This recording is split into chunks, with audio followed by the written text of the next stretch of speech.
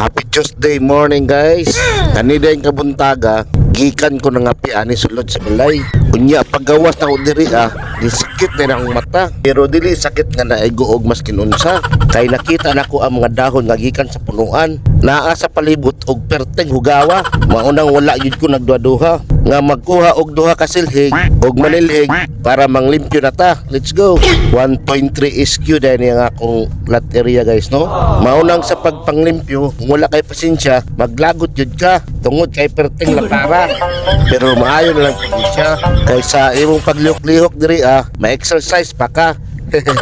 Maunang ganahan yun ko ani akong area. Kay daghang kag malihok og makuti-kuti diri Nakapuyo bitaw ko sa kuang balay sa Jinsan, dili yun ko ganahan. Kay mga 5 lang kalakang, kalsada naman.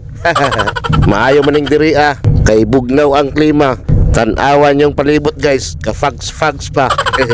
Tungod sa kalapad, ako lang gitapok-tapok ang dahon. Og dayon, hapito lang ako wilbaro para hakuton.